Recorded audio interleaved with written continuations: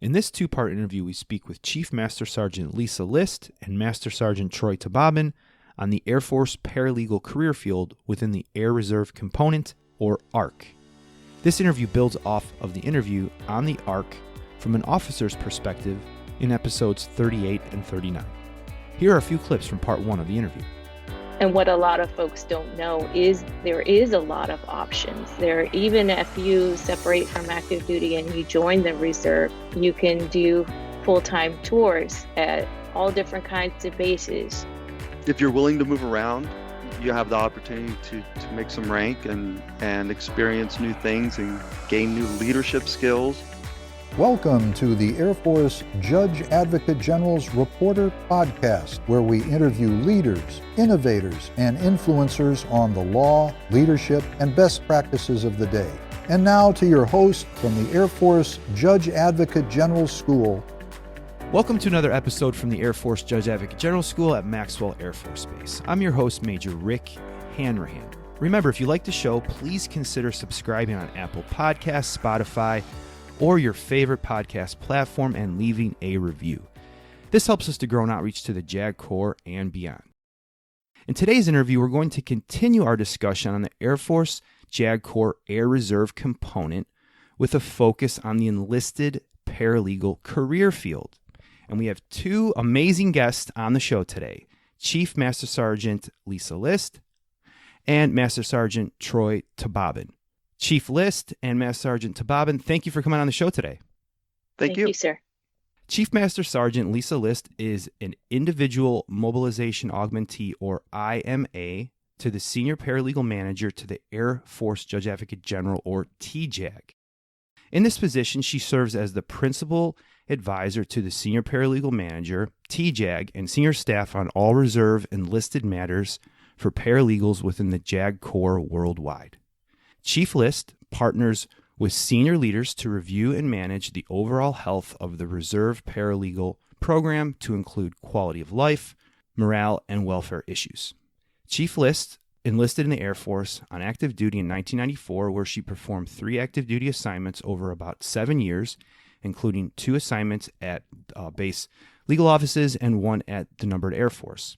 In 2002, she left active duty and joined the Category A Reserves, which we're going to talk about that reserve component here in today's interview. Through her career, she has held multiple senior enlisted positions at the Wing, Numbered Air Force, and MAJCOM levels, to include also as an active Guard Reserve, or AGR, tour at Robins Air Force Base, Georgia. And I would like to personally note that I had the chance to work with Chief List when she was the acting superintendent at the Air Force Judge Advocate General School from December of 2018 to April of 2019. And our second guest, Master Sergeant Troy Tobaben, is the Law Office Superintendent assigned to the 10th Air Force at Naval Air Station Joint Reserve Base, Fort Worth, Texas. Master Sergeant Tobaben oversees legal services for all military personnel and dependents assigned to 10th Air Force. Master Sergeant Tobaben began his military career not in the Air Force, but in the Navy, on active duty assigned to the USS Constellation, where he served as an aviation boatswain's mate fuels for 5 years. He was next assigned to shore duty at Naval Air Station Barbers Point, Hawaii, where he remained until he left active duty in around 1999. Then, after an 11-year break in service, he joined the Air Force Reserve as a Category A Knowledge Operations Specialist for the 336 Air Reserves at March Air Reserve Base in California. And then he cross-trained into the paralegal career field and transferred to Hill Air Force Base in Utah before moving into his current position. So hopefully I gave an okay summary for both of our guests there today, and they can fill me in on anything that I may have missed. But with that, maybe we could start with Chief List. If you could provide a little more background on your current position and what you're doing right now. Thank you, sir. In my current position, I'm basically with a senior enlisted advisor to the Judge Advocate General on the enlisted matters. So what does that mean? We monitor growth and development, training, professional, and making sure that they're getting their professional development done and their skills training. and making sure identifying any trends, negative or positive, and see if we need to make any corrections, such as the manning. We'll do a review of the enlisted training to make sure that we are capturing the skills that we need, because of course we're continually evaluating that and updating it based on the current environment. And that's about it. Thanks. Great, Chief List. And for Master Sergeant Tobaben, where are you currently at and what are you up to these days? So currently serving as a law office superintendent for 10th Air Force, and our responsibilities there are to help the wings below us to ensure that they're meeting the standards and giving them guidance and helping them get through their service to the members out there in the field. And just we're there for primarily a resource for them to help them along and make sure that they're meeting all the requirements and any issues that they may have with regulations or laws. We're there to provide that assistance for them. Great, thank you. Well, today's interview is continuation of the one that we had with General Newrock and guests on the Air Force Reserve component from an officer perspective. And then today we'd like to focus on the paralegal perspective. Before we just started this interview today, we had a chance to talk a little bit about both of your backgrounds and your interesting career trajectories that you've both had. And I was wondering if you could maybe just elaborate a little bit more on that, on your kind of career path and how you got into the career that you're in the paralegal career field within the reserve component. And I'll start off with Chief List. All right, sir. So I initially enlisted in the Air Force in 1994. I came in as an information management specialist. We did not have a direct route to paralegal at that time. So everybody who came in the career field had to retrain. They were no non-prior service. I had in high school had a job at a local law firm as a runner. So if there's any lawyers out there or anybody who's done that before, it's not super glorious. You're running around with papers, getting them signatures, serving people, filing paperwork at the courthouse, just literally running stuff around. And it wasn't super exciting, but neither was personnel. So I got an opportunity while I was going to tech school, my first tech school, to retrain into the paralegal career field because they were having some manning challenges. And so they were retraining folks straight out of their first tech school. And so I was one of those. I retrained as an airman basic and then reported to my first base, which is Incirlik Air Base in Turkey. I am from Walla Walla, Washington, which is like a no-place town, very small but beautiful, and I had not seen the world. And so going to Turkey was frightening and amazing at the same time. I absolutely loved it. I loved the food and the people and getting exposed to that culture, and it was an amazing assignment. So that is kind of how I started my career. I sewed on my first stripes, so I came with no stripes. I would have signed up for 20 years if the recruiter had an enlistment paperwork for 20 years, but I didn't realize at the time that if I would have signed up for 6 years, I would have got one stripe. But none of that really occurred to me. I was 17. I didn't know anything anyways, but no regrets. After all these years, I have almost 28 years of service, and I have loved all of it, good and bad. And Chief, if I could follow up, you did a few assignments on active duty, and then you transitioned into the reserve component. Can you talk about that transition, why you transitioned, and how that came about?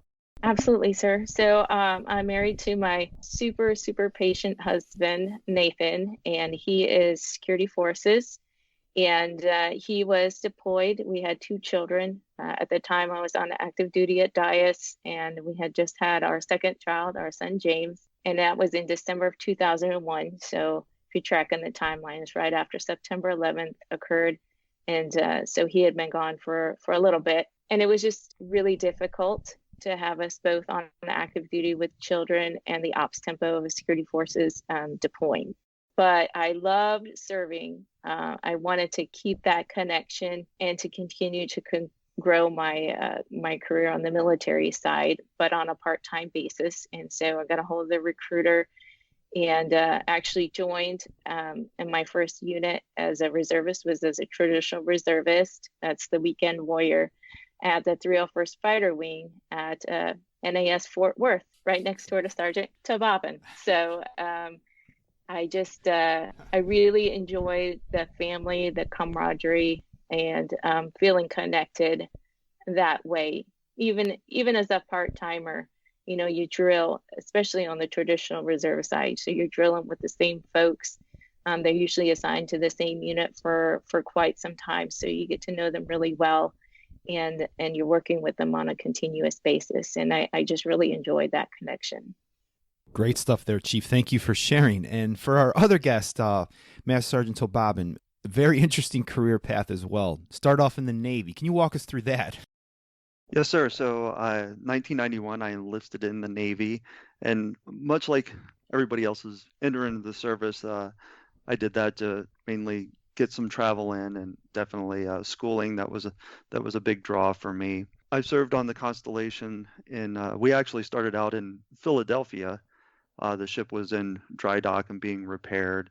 I was there for 2 years, and then we actually sailed over to San Diego. That ended up being our home port. And I was there till about 1996. And then the kind of rite of passage in the Navy is to take your shore duty when it's offered. So after serving a total of 5 years on Constellation, I took shore duty in Hawaii at Barber's Point, and that was definitely amazing. Great experience there, once in a lifetime, right, to live in Hawaii for 3 years. After my enlistment was up and discussions with my wife, we actually looked at going full-time Air Force and just transitioning services. But for a variety of personal reasons, that just didn't work out. And there was no guarantee, of course, where you're going to be stationed initially. So that just didn't work for us at the time. So I took an 11-year break in service, and eventually it came to the point of I just realized how much I missed serving and being a part of the community. And I went and talked to a reserve recruiter, and I was at the age that I was beyond being able to enlist, but I was kind of at that period because I had prior service. They tack it on to your age, so it extends that opportunity that you have to come back in. And I was just right at that cusp, so I took it while I had the chance. And they were able to slot me in a knowledge operations position there at March Air Reserve Base, where we lived, pretty close to where we lived. And I did that for about a year, change of civilian jobs, and I moved to Utah, looked for an opening, and got a call and said, hey, we have this paralegal position up there. Would you be interested? Well, I knew nothing about it. And I thought, yeah, that sounds like an amazing opportunity. I went up there and interviewed with Master Sergeant DeLoss at the time and the SJA, and was selected. And that started my career in the paralegal career field. And I've been at Hill for about 9 years, and I bounced between the 419th Fighter Wing as a Cat A reservist, and did some time as a IMA reservist at the 75th, and then went back to the 419th for a while before transferring and accepting a position at 10th Air Force. So it's kind of been a long career, a long path to where I am now. But as Chief Liss said, no regrets. I mean, it was kind of the right place, the right time, and I've been able to excel in this career field. The people are great. It's just been an amazing experience all the way around. Well, that's a fascinating story there. If I could ask just a few follow-up questions, what did you do in the civilian sector once you got out of active duty? I actually started out as a currency room manager for Brinks in Los Angeles, and then moved to a job as a security lieutenant for Mattel Toys, believe it or not, for 4 years. And after that, I had this draw towards IT, and got into computers, and eventually worked my way up from a temporary personnel service to now I work with the National Weather Service as IT administrator for them. Well, thank you for sharing. One other question, this is kind of for both guests, but it seems that you've kind of had within you at least this desire for public service, right? Master Sergeant Tobaben, you mentioned how you were thinking about this. You'd been out of the military for for over a decade, and you still had this kind of, sounds like a calling or this feeling that you wanted to go back into service. Is that a fair statement? Yes, sir. I think that's accurate. There's a certain sense of pride to being able to help others, and it's something that's always been inside me, and just being willing to serve and help others where I can. That's absolutely been a primary driver for me. And for Chief List, also sound the same way that you're ready to sign for 20 years, right, on active duty. And because of a family situation, you had to make a decision, maybe a hard decision, right, and go into the reserves, but you've been very successful in the reserves. So have you always kind of felt that sense of that mission as well? Absolutely.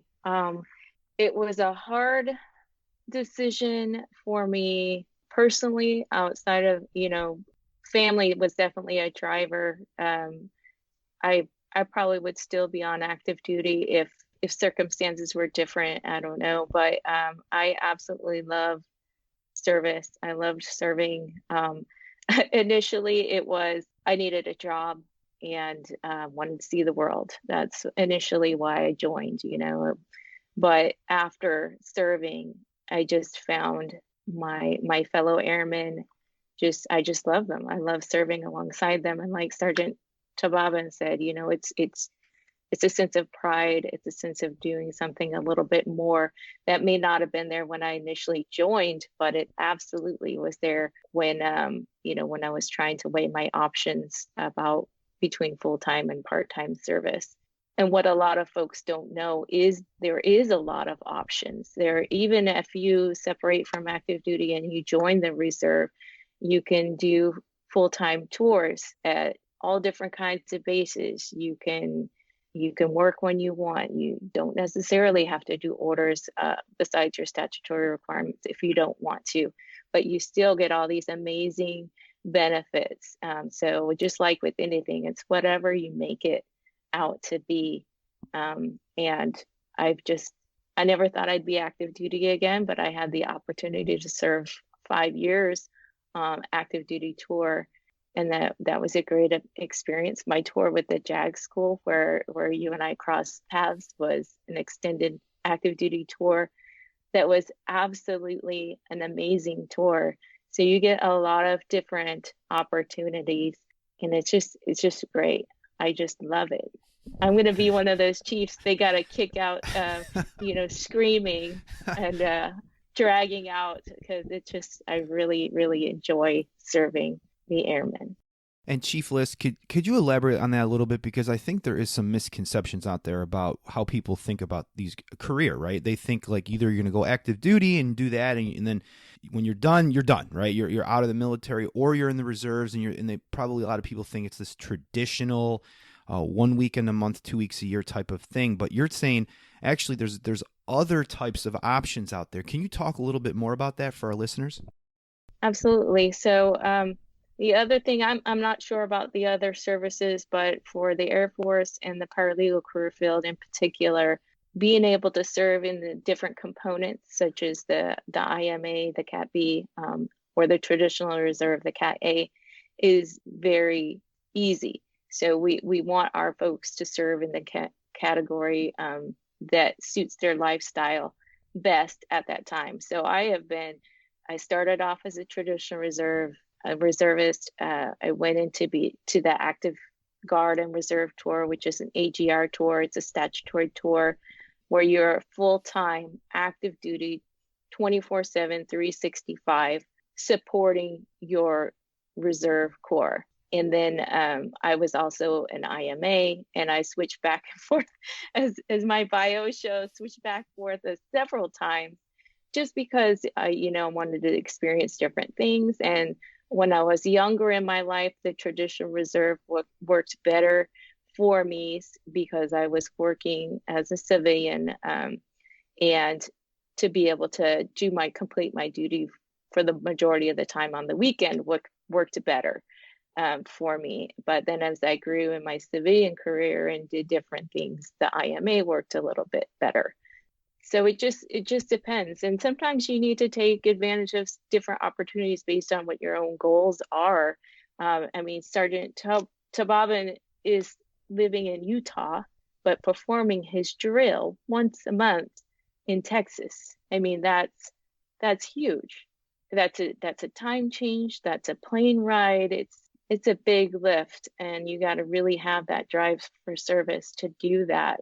But I don't want to speak for you, sir, but I'm sure he took advantage of that opportunity to grow his career.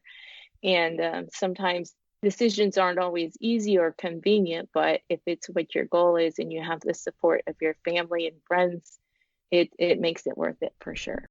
And Master Sergeant Tobaben, I see you shaking your head in concurrence on a lot of these points. And obviously our listeners can't see you, but I can here on our Skype platform. But for our listeners that are listening, could you maybe elaborate on that? Yeah, so the JAG Corps offers some amazing room for growth. And as Chief List said, yes, I travel every month to Fort Worth, and it is an opportunity to grow my career. I mean, as you mentioned, going between Cat A and Category B, and just gaining that experience. There's lots of things out there that are offered.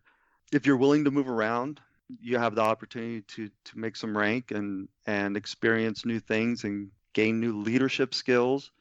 I've had the opportunity to serve at the Air Force Academy twice on short tour orders, and that was an amazing experience. It's definitely a different environment for the JAG Corps. There's a couple of different components there, so gaining that experience has been amazing. That's the great thing about the JAG Corps. You have a couple of different options there. If you're happy with where you're at and the mission you're doing and the people you're serving, you can certainly stay at one particular base or one particular office, or maybe if the base like Hill has a reserve component and an active component, maybe you can bounce back and forth between the different categories and serve those offices. But if you're willing to grow and travel a little bit, to use the phrase, the world is your oyster, I mean, you can travel and gain those experiences and get some really unique experiences. Thank you so much. And yeah, I think through so many episodes we had with so many different guests, both of your experiences just showcase again that there is not necessarily one path right through a military career. There's many paths, probably 1,000,001 ways that this can be worked. So thank you for kind of sharing that.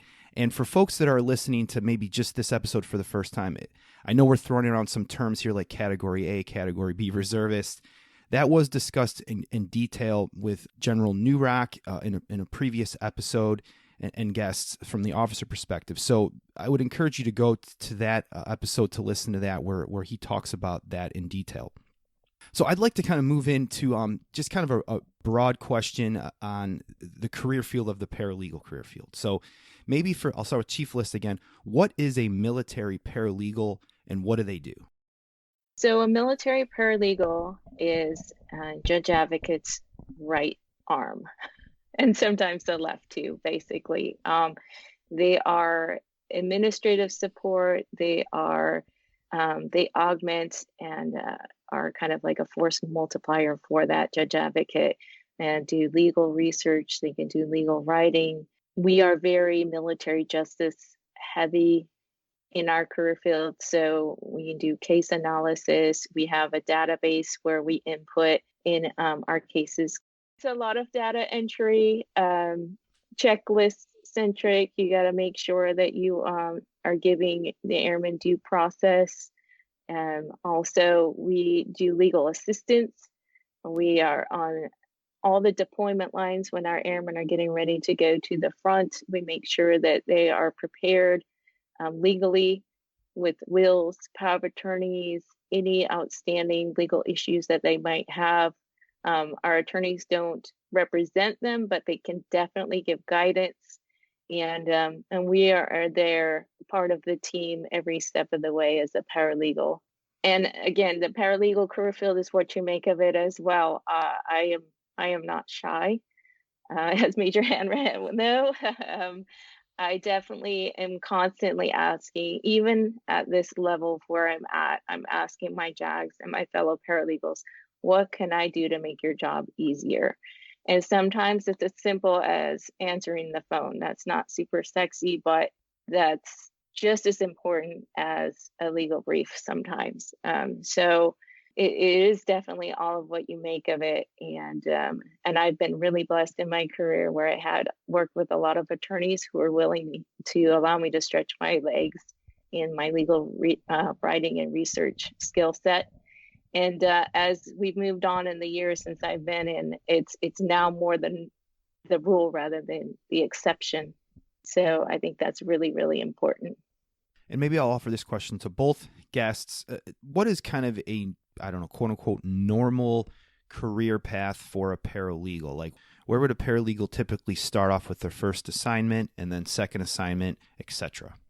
I'll go ahead and start off on that. And normally what you would be is you would go to your tech school and you would be assigned to a base wing legal office. You would get general expertise and skills in a few different areas, so general civil law and military justice. And once you've kind of honed those skills, you would then typically move up. You would be like an NCOIC, that's non-commissioned officer in charge of a section or an area of law. And then you could move on to being a law office superintendent, and that's where you would manage the entire office. And then once you get experience in there, there's a few different paths. You can go to the numbered Air Force, like Master Sergeant Tobaben, and then also the major command level as well. And that you definitely would want to get your breadth of experience in the different components or different categories, like the IMA or traditional reserve. Just to kind of broaden and round yourself out. That's typically it on the reserve side. And then other ways to grow your experience would to be special duty assignments, like do a tour at the academy or the JAG school or different areas, just to kind of expand your knowledge and mission set. And for Master Sergeant Tobaben, you obviously had previous careers prior to going into the paralegal career track. How did that help set you up for success in the paralegal career track for folks out there that maybe are coming from prior careers? You know, I think the big thing is just having experience with different types of people and understanding that not everybody's the same. I mean, it's like Chief Les said. I mean, part of our duties is to ensure that people are given due process, that they're given the opportunity to, whether it's defend themselves or what have you, but just understanding that, you know, there's circumstances behind a lot of what we see. It's not always cut and dry. It's not always, you know, this person did wrong and it's, you know, black and white, because it's really not. There's circumstances behind people's motivation to do right and wrong. And I think having that experience from the outside world, whether it's, you know, prior military service or even your civilian career, you kind of understand that there's motivating factors there, whether it's family situations or just, you know, stressors that, you know, contribute to people's actions. And I think the outside world kind of makes you realize that, and you can take that experience and apply it to this career field and understand how you can better serve these people. One question I could probably see from some folks, whether they're in the military or not, but if they're outside of the legal profession and they might be considering this kind of path, what are some of the, I guess, the similarities and or differences of a military paralegal versus maybe in the civilian sector? I was a civilian paralegal in New York, Buffalo, New York, when we were up there for about 3 years in a general law firm. And there's not too much of a difference, honestly. In fact, I think that my attorney utilized me a lot more as a civilian, but it was a small firm. very similar setup to like a traditional reserve office where there was just 2 attorneys and then me, and that was it. I think that the skills translate very, very well. And the way I marketed myself was, they didn't initially want to hire because it's a 1 deep, but I didn't have any. So their primary practice was family law and real estate law, neither of which we really deal with in the military side of things. But the basic skill sets are exactly the same. So I marketed myself with my research, my writing, my management, my office management skills, and just, I basically said, I promise, just give me a shot, and like within the next day, so I was started off on temporary, and the next day he wanted to hire me full time. So we are used to working under pressure. We're used to timelines. We're very organized. We're very detail oriented, and we are mission centric. So we bring a lot to our civilian counterparts in that if you start off as a civilian paralegal, maybe you're not so much, you get burnt out, or you're not necessarily focused on getting stuff done because it'll get done eventually. It's just not as much of a driver. But when you grow up in the military, that's it. The mission is it. You're going to get it done. And I think that's something that really, really resonates with the civilian law practice as well. And kind of looping what Chief List just said for Master Sergeant Tobaben, how have you been able to utilize what you've learned as a paralegal over this last, close to 10 years or so within your civilian career? I think what I've gained from the paralegal career field that can be applied to civilian is more leadership opportunities, and more that foundation is definitely gained from not only the military but the paralegal career field. We have plenty of opportunities to lead, and I think a lot of responsibility is put on us to assist our JAGs and kind of help them along as well. I think you learn that you're a little more valuable than just your job, right? It's you have an opportunity to help them and lead a little bit. And as Chief List said, they give you the chance to kind of spread your wings and learn. And I think that translates very well to the civilian side. It shows that you're willing to take on tasks and lead those and lead others. It gives you the opportunity to grow on the civilian side as well, where a lot of times those opportunities aren't offered. That concludes part 1 of our interview with Chief Master Sergeant Lisa List and Master Sergeant Troy Tobaben. Please stay tuned for part 2 in the next episode for the remainder of this interview. Thank you for listening. Thank you for listening to another episode of the Air Force Judge Advocate General's Reporter Podcast. We welcome your feedback. Please subscribe to our show on iTunes or Stitcher and leave a review. This helps us grow, innovate, and develop an even better JAG Corps. Until next time, nothing from this show or any others should be construed as legal advice. Please consult an attorney for any legal issue.